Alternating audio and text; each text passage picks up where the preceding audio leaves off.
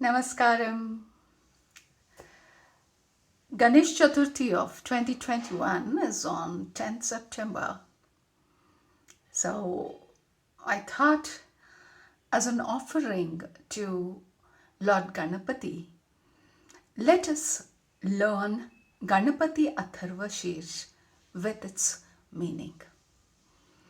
Ganapati Atharvasheersha is a very, very powerful chant.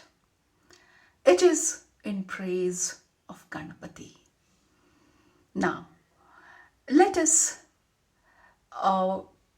learn this in a series of videos. What I have thought is I will split the whole of Ganesha Atharvasheersha in around 12 videos, and let us learn words by words. Let us know its meaning. Let us learn chanting.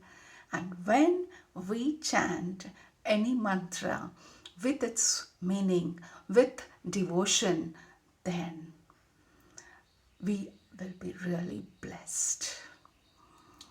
So now, what does Ganapati Atharvasheersha mean? See, it is Ganapati and Atharvasheersha. So, what is Ganapati? Ganapati, as we all know, Mushaka Vahana, and he is the remover of obstacles. But what actually it means? Gana means it's a group. Generally, the moment group comes into picture, we look into as group means a group of shepherds, a group of elephants, or maybe a group of deers, or group of human beings, and things like that. But if you just take a closer look, the group of molecules, see, our substance is made of group of molecules. So anything and everything in the universe is made up of a group of an atom or an element or a molecule, whatever you say. So everything is a gana, collection of the molecules. It's a collection. Then Pati is king. So Ganapati is the king of anything and everything what is there in the universe. Ganapati is also called as Ganesha. If you just look into Ganesha, Gana again a group or a collection. Isha means a lord, the protector. So Ganesha also means he's a protector of the group. Group can be anything. The human being, when you consider, it's a group of the Panchatattvas. So that means he is our protector also. Then comes Atharvasheersha. Atharva here means non-shakeable, stable, steady. Sheersha actually means head. And Atharvasheersha means the mind which is unshakable. That means when you recite this, your mind becomes steady and unshakable. That is important, that is needed. The moment we have a clarity, then everything sets in. We can think properly, we can act properly, and thus the job undertaken becomes successful. So now, why Ganapati Atharvasheersha? Why not other Ganapati stotras? Because Ganapati Atharvasheersha is from Vedas. It's very ancient. It's from Atharvasheersha. And whenever any Vedas are recited, this Ganapati Atharvasheersha is recited first. You must have noticed in weddings, whether you do Upanayana, whether you do the housewarming ceremony, any auspicious function, it is preceded by the Ganapati Atharvasheersha. That important is Ganapati Atharvasheersha, and it's so beautiful and easily understandable. so we can connect easily. The moment we can connect, we are in a position to get the energy. So Ganesha Atharvasheersha or Ganapati Atharvasheersha is a Upanishad also. So you have to feel nice about it, that you're learning some part of Vedas. You're learning a Upanishad. And you should feel blessed that the wisdom of ancient rishis is reaching us. So, before we begin into the meaning and other things, let me humbly be grateful to all the videos and the articles put in on the internet. I have watched many of them, and then I have taken the excerpts from them. Nothing is my original, only whatever is said by great people, whatever is said by the rishis, whatever is said by the saints, whatever is said by the enlightened ones. Those things I'm bringing it to you people. I may commit mistakes, so please forgive me, and you please watch the other video. This is like kindling you to learn Atharvasheersha. The moment you finish with these videos, please go through and deepen your knowledge. So now, why do we recite mantras or chant the mantras? Mantras remove the negative energy. Mantras always puts in positive energy in us, and it sees to that we get connected to the supreme consciousness. So we chant the mantra, and when we chant Ganapati Atharvasheersha, then we are invoking the Ganapati tatva. So what is that tatva? Tatva means it is the quality of the Ganesha, the main quality, or it is the energy, or it is the Shakti. So the Shakti, what is there in the Ganapati, that is being invoked. That invoking, in Sanskrit it's called avahan. So you just invoke the Ganapati Tattva, and when you invoke the Ganapati Tattva, the qualities of the Ganapati, the Tattva will be kindled within you. We are all having the instincts. The energy is lying within us, but we have to kindle it. And the great rishis earlier invoked these energies with the help of the homa, havan, yajna, what you call. It is a very elaborate process. A lot of knowledge is needed. Then these rishis thought, all the common people cannot do this yajna, but it's their right to connect to the divine. How can they connect? So they bought the simplest method. The energies cannot be seen, but they can be felt. The manifestations are there, but the moment we feel we have to get connected, the connection is possible only when we see it in the form similar to that of us. Only then we can connect. To the infinite, it's difficult to connect. So the rishis thought of the idols. They used idols to convey the energy. The idols, when you look into, these idols depict supremacy when compared to the normal human being. We pray, we regard, we have respect only when we see something more powerful, more supreme than us. Then that quality of reverence is invoked within us. Otherwise not.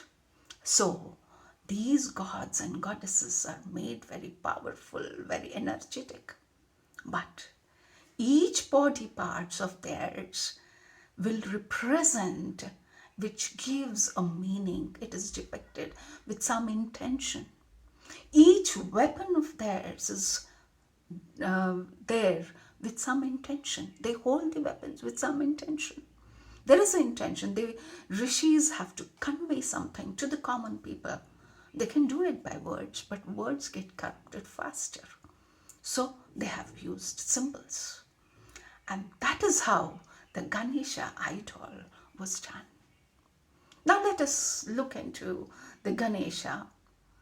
Yeah, Ganesha could have been made of a human face, but he is made of an elephant face. Why? Because the animal, the walking animal, in the walking animals, the Ganeshas is the most powerful, the big head. The big head signifying wisdom and knowledge to the ultimate.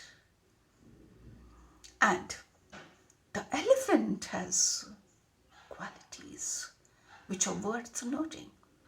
The elephant is very powerful. It's known for its strength, endurance, and it's known for removing the obstacles.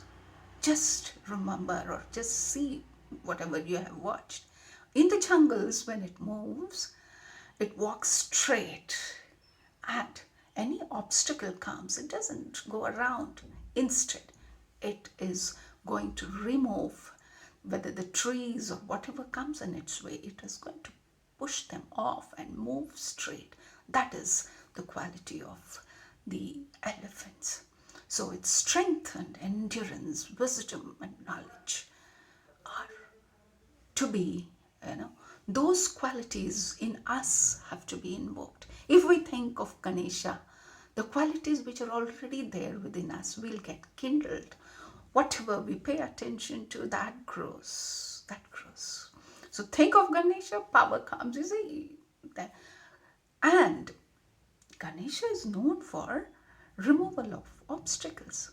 How can an obstacle be removed just like that? That is, the Ganesha therefore removes the whatever is short-sightedness in ours. He removes that. So he gives us expanded awareness. He gives us one-pointedness, and he gives us knowledge and wisdom. Only then the obstacles are removed. So he does so many things to remove the obstacles. By itself, the obstacles get removed. And so each body parts of his signifies something. As I told you, a big head represents a lot of wisdom and knowledge. And if you just see, he has a big ear and very tiny eyes. What does it signify? Big ears indicates you have to hear. Hear means you have to be attentive. Small eyes means don't always believe whatever is seen. The moment something is seen, you hear, you analyze, then act. And then comes, he has a trunk. If you see the elephant, the trunk it uses to chew also. The trunk, it also acts. It smells also, it acts also. So two things. That's how some of the articles say that whenever you have to, your work has to be successful, then you have to have jnana shakti, knowledge. Smelling is an indication of knowledge. And then you have to have the action. So it cuts trees, branches, so action as well as knowledge come together. Jnana Shakti and Kriya Shakti comes together. So it's a powerful combination for any work to be done. And that is how the trunk symbolizes that. And when you have seen the tusk, one tusk is straight and pointed and the other is broken. Why? That symbolizes one-pointedness. Anything one. So it removes, Advaita is removed. No two, there's only one. One consciousness, one-pointedness. That is the meaning of a single task. Then if you see a belly, big belly, it indicates that he can accept things. It shows the generosity. And then to the belly is tied the snake. So he accepts everything with awareness. Snake is a symbol of awareness. And then when you look into his vehicle, very strange, a small rat and a big Ganapati.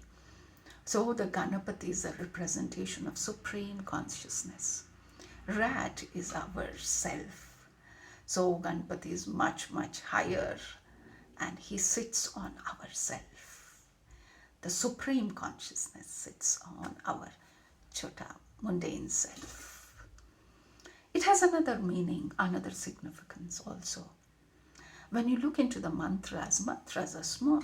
Bija mantra, especially when you take, they're very small, just a single letter, maybe Shreem, Reem, Gam, Gan. So all these are very small, short syllables. Sometimes Om Namah Shivaya, it's very small. Rama, like that.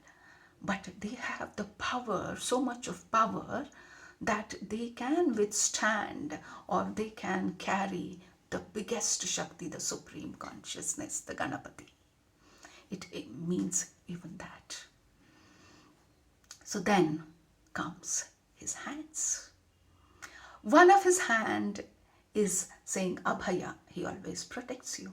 The other is Varada, boons, gives you boons. Then he holds Ankusha and Pasha. Pasha means discipline. Ankusha means he awakens you. Energy is there in the Mooladhara when Ganesha Tattva is invoked, but it has to be directed in the right direction. So the Ankusha is required to pierce and awaken you. Yes, get set, go in a right direction. Direction is equally important. To have a proper direction, you have to have self-discipline, and that is represented by Pasha. So if you just keep watching all these things, if you pay more and more attention, you can have many and many more interpretations. The symbol, you can use your imaginations to understand what Ganapati actually is. And when we utter these mantras, when we chant these mantras, whatever the energies are there, those energies will be kindled, and we will start having those qualities within us. And no doubt the story of Ganesha. Parvati made it from her dirt. It means that Parvati is an indication of very high energy. Whenever there is a high energy surrounding it, there may be many negative qualities like jealousiness, the feeling of hurt, things like that. So Shiva comes, the super consciousness or one consciousness. He beheads Ganapati's head. It means that the ego is cut and the elephant is placed, which means the knowledge and wisdom is in place of ego. High energy with knowledge and wisdom and endurance and strength is now obtained out of that Ganapati. So Shiva blesses him and says, anyone, any job, they do it. They have to first worship you, get your blessings, and their job will be completed. So he's blessed, Ganapati is blessed, and that is when we do Ganapati Puja in every auspicious occasion. Maybe with a small mantra like Vakratunda Mahakaya, or maybe many more. And Ganapati Atharvasheersha is one of the ancient, the powerful mantra. Let us learn it in steps, and let us get that knowledge and then learn to chant it And this time for Ganesh Chaturthi, let's give it as an offering. Thank you very much. Please share this video with all those who are interested. Let us see that more and more people will know the meaning and then learn it, especially make the small children learn this particular mantra. Thank you. See you in the next video.